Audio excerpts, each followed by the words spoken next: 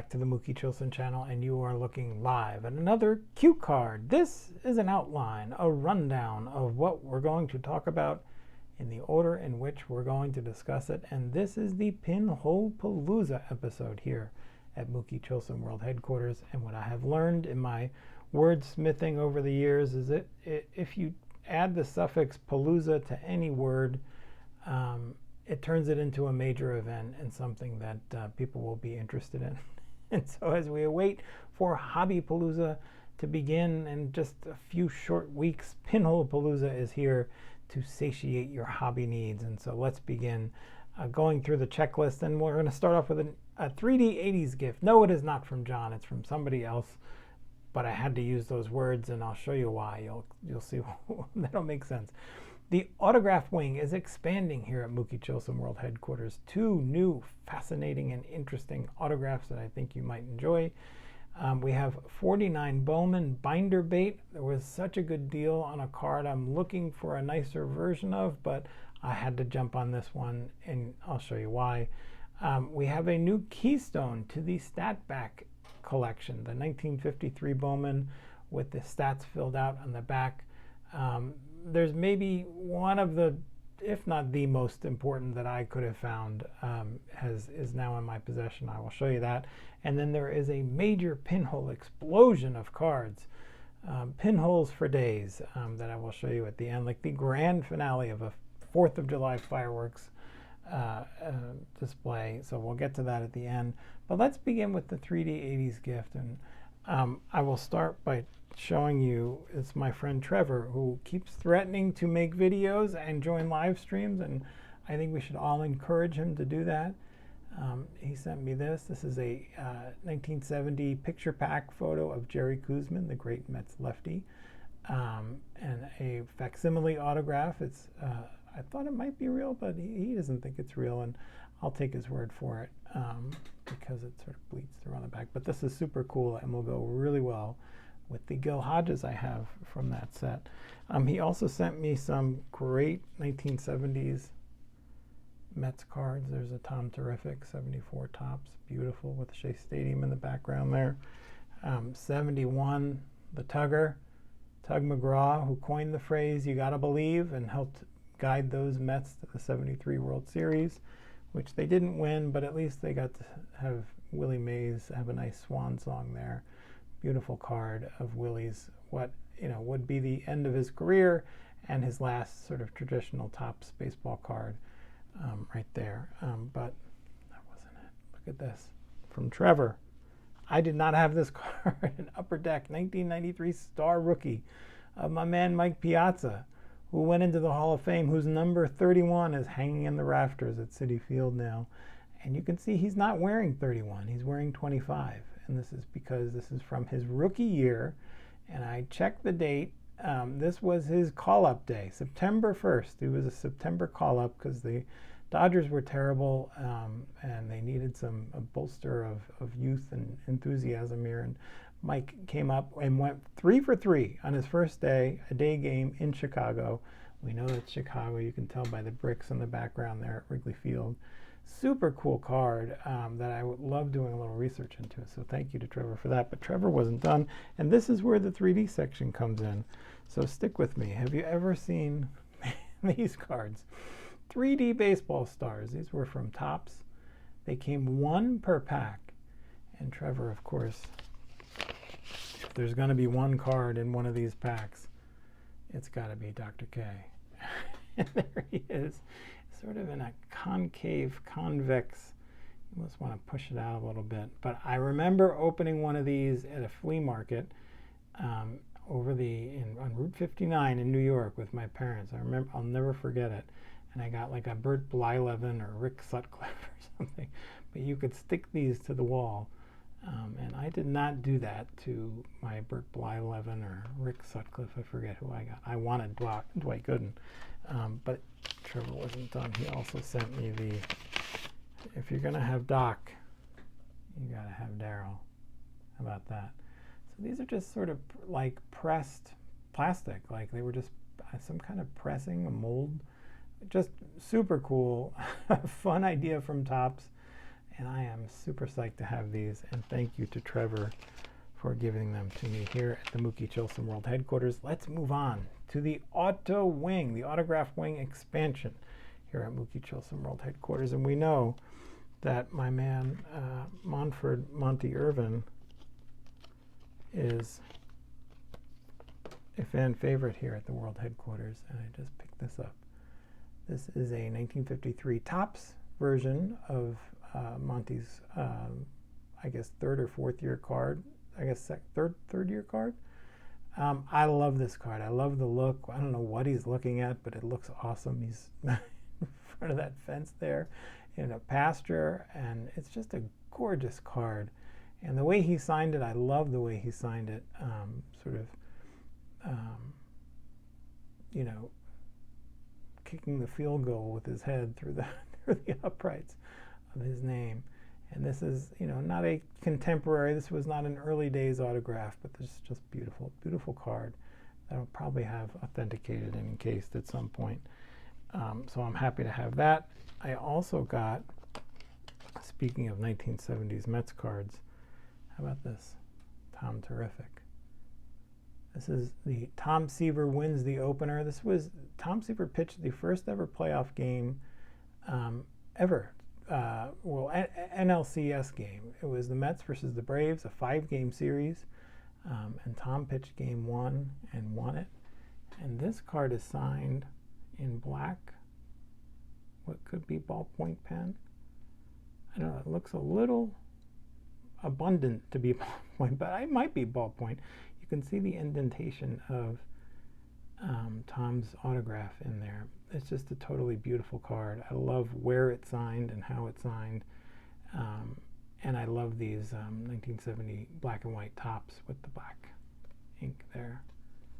So I'll probably have that encased and authenticated at some point as well. And speaking of great Mets, here's another one. This is sort of in a different category, not an autograph. I'm still looking for my Gil Hodges autograph. But this is the 1963 Topps Gil Hodges card. Of course, he was a first baseman for the New York Mets. And then he retired. And then he went to manage the Washington Senators. And so the youngster who had this card decided they were going to cross out the Mets, cross out first base, add the word manager down there. And so this becomes an extremely rare 1963 Topps traded Washington Senators Gil Hodges card. And the back is actually super clean and nice. Really nifty card that I got for $2. But it will go in my sort of oddities folder in my album there. Let's get to the binder bait for the 1949 Bowman set that I'm building out. I'm nearing, cascading towards 100 out of 240 cards. One of the big ones that I really want is a great New York Mets Hall of Famer, who I know you all will recognize, Warren Spahn. Now, this card was in an eBay listing, and I just decided, well, let me follow this listing. It started at 99 cents. It's super damaged, and I thought, well, if this goes super low, I could just stick this in the binder. It could be my binder copy. And the listing on eBay had, for some reason, cropped off the left and right edges of the card. And I thought to myself, well, this could be a wounded buffalo opportunity. The seller listed a terrible picture of a card that looks kind of dingy and wrinkly and kind of, you know, not great shape anyway. And so maybe I can get it for super low. And I did. I got it for super low. And so I'll hang on to this until I can upgrade. This is one I will upgrade eventually, but I'm very happy to have Warren Spahn, who was one of the marquee athletes. Like when Bowman was advertising this 49 Bowman set, it was the Warren Spahn card and the Jackie Robinson card that were in the advertisements for this set. So Warren was a big deal, of course, back then, as he is now. And I love this card. I actually thought when I got it, it might have a pinhole in it. You see the little indentation up there, but it doesn't go all the way through. So this is just my 49 Bowman binder bait Now, let's get to a stat back keystone here at Mookie Chilson World Headquarters. I'm going to just review and what we're doing here. So this is the 1953 Bowman set. Of course, we all know it for the amazing color photography and the austere design on the front. Stan Musial is one of the great cards in this set. Look at that smile on the bat rack and beautiful green and red and the blue on the Cardinals hat. But on the back, as you know, Bowman basically copied the back style of the 52 Topps brand, but they added also on the back a line called This Year, and they left the cells next to This Year open, and which was effectively an invitation for the kiddies who took these cards out of packs to hold on to the cards all year long, and when the stats were finished, when Stan Musial's numbers were in the book, write them in the card. And so Bowman was asking the kids to write on these cards, and write on these cards they did. And it's a little tough to find these cards. They're sort of either not listed or they're just not very plentiful. Frankly, not a lot of kids took the direction from Bowman. And as I've said before, you know, I'm going to talk at length now. You ready? It's a summer night. We're going to take our time. To me, when collecting, there are three legs of the stool that create value to me. Number one is the manufacturer, the people who chose to produce the card, who chose to go out and get the athletes to put on the card, who chose to make the designs of the sets and then distribute them. There is the player themselves, Stan Musial in this case, so that's the second leg of the stool. Who is the player? What are they doing? What's the image look like? So that's leg of the stool number two. And number three is the collector, is you. It's me. We are the third leg of the stool. And most cards, particularly if they're in pristine condition, you know that either they have never been touched by a collector, maybe they were uncirculated, maybe they never got into the market, maybe they were kept by some kid who was an extremely, you know, sort of anal retentive about keeping amazing condition. But back then that was really unlikely, and the more likely thing was they played with it and did stuff to it. And that's why I like the kids who decided to write in and take the assignment from Bowman. And so the third leg of the stool in this case is the writing on the back of the card, and that is valuable to me. And so when I saw this Greg Morris listing come up, I always click through, and they put on, you know, low grade. They don't put writing. You have to click through the back of the card to see if, for instance, Dick Krakowski, somebody wrote in there. And in 1953, Dick had 16 homers, 50 RBI, 278. Look at the fielding percentage. That beautiful inky blue. Really cool. The same person from the same collection, because it's the same ink and the same handwriting, I can tell, knows that Fred Hatfield for the Tigers in 1953 played in 109 games, 3 home runs, 19 RBI, 254 average, you know, kind of a light hitting third baseman. But that mattered to the youngster who basically makes up the third leg of the stool in this case. And then there's this guy, my man Larry Doby. There he is, standing on the top step of the dugout. Just a beautiful image of Larry Doby, who at this point was a star and had transcended the racial boundaries that he and Jackie Robinson and so many after them did. And just a beautiful image on the front and on the back. Like I said, this is the keystone to my 1953 stat back set. Larry Doby in 1953 won 49 games, 513 at bats, 92 runs scored, 135 hits, 29 homers, drove in 102, hit 263, and we get all the way through the fielding record, 984 fielding percentage, 6 errors. I love the kid who put this down, who decided to take this card out of a pack, hold on to it, and this one is in really good condition. Let me take it out of the Greg Morris case here. I mean, it's in really good shape. It's got a little dimpling there, but when you turn a card over to write that text in there, this card was clearly on the back of the pack. There's the wax from the wrapper. To me, this is just, it does not get any better than this.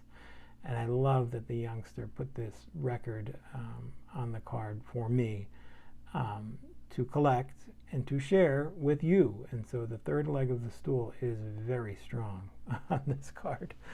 And with all these 53 Bowmans that I just picked up, very inexpensively. That was my other, I'm a cheapo, so I love that too. Now, let's go to the major pinhole explosion. So this will take a little bit. There's a guy named, some kind of Gowdy seller online on eBay that put a bunch of cards up that had pinhole designations on them. And one of them was, I'm going to take it out of the pack here, this Skybird set, which is a gum ink card. This is Captain James Hall, who became a flying ace for the British.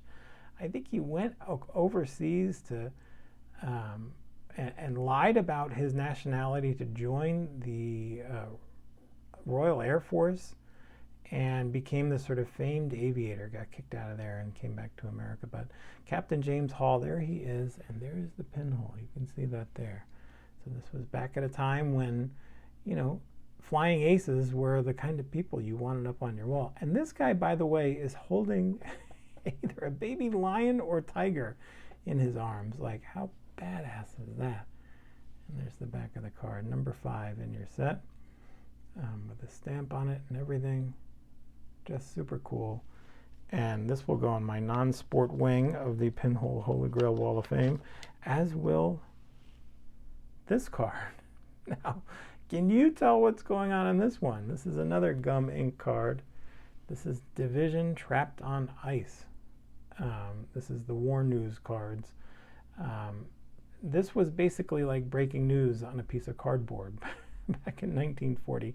This battle happened in December of 1939. The Russians had invaded Finland, and do I have that right? The Russians invaded Finland, yes. And the Finns decided that they were going to allow them to proceed over this frozen lake. And when they were on the lake, they were going to order in the air support and the bombers. And the bombers came in, you can see there, and dropped bombs on the frozen ice.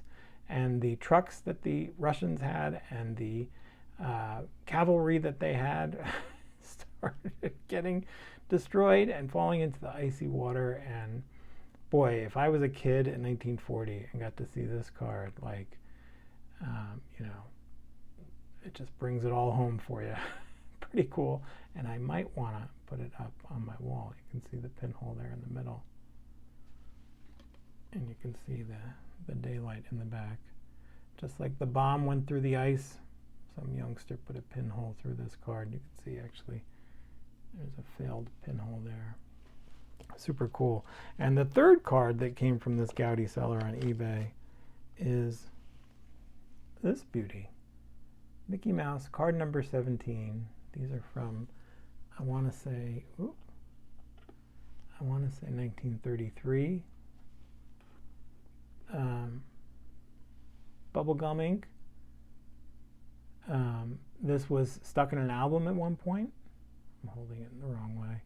You can see that it was pulled out of the album. The adhesive took off the cardboard on the back. But you can see on the front, at the tippy top, Mickey Mouse card number 17. There's actually a, what do we call it, class? You ready? Let's say it together. The telltale corona of a thumbtack imprinted around the puncture wound at the top of the Mickey card. Now, Pluto is, of course, in this episode, pulling Mickey on his roller skates. Look, freewheeling, says Mickey. Just a totally cool card. This is the second Mickey card that I have with Pinhole, so I will put that up on the Pinhole Holy Grail Wall of Fame. And the Pinhole explosion doesn't end there. My friend Marc from Vintage Card Voyage, who you should all be subscribed to because he and his friend Ken put out great content on there. Right now they're discussing the best at each position in the 80s. Marc just did a estate sale find that he went through on camera that is super cool. And among the things he found in the estate sale were some Pinhole cards. And he sent me an email and he said, I have some Pinhole cards. They're football and baseball. Would you want them? And I said, of course. Let's clear the shelters. And so Marc, being the great guy that he is, just packed these up and sent them right along. And we can tell several things about that. You can see NFL leaders in interception, Emmett Thomas and Ray Brown. Here's a Fred Biletnikoff with a pinhole up at the top there. Ken Houston was a D-back for the Houston Oilers. Pretty cool. Chris Hamburger, linebacker. And then you got some baseball cards. Now, I think these all came from the same collection, I want to guess. At least these ones are from the same kind of pack. These ones, I don't know. I mean, here we go. Reggie Smith. Let me take this out of the... You can see there's another Telltale Corona. Reggie Smith has got the thumbtack Corona. Beautiful St. Louis Cardinals card. You can see it there too. And then you got these World Series cards without the Corona, so I don't know if these are from the same collection. No Telltale Corona. So there's the 73 World Series Game 1. Again, the Mets lost this series, but I still love these cards. And as I told Marc, I'm going to at least pick one of these cards to put up on the Holy Grail Wall of Fame. And the card that I'm going to choose to put up there is this one. Game 6. Oakland 3, New York 1. There's the pinhole there. And you can see Reggie Jackson, who was the hero of Game 6. And you can see Jerry Grody there on the left. Was in all kinds of fun and interesting cards. He's in that Roberto Clemente's last card. And Jerry Grody was a great, great defensive catcher in the 60s and 70s. But this will go up on the Pinhole Holy Grail Wall of Fame because my buddy Marc decided to clear the shelters and send these to a home, and these will stay in the collection. And if I can figure out a way to get them up on another board or rehome them even, I will do that. And so thank you to Marc for that. But Marc wasn't the only person to send me a Pinhole Holy Grail Wall of Fame card.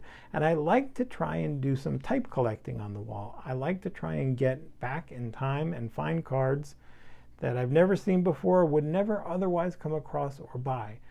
And my friend Tony, the Southern Collector, dropped this in the mail for me.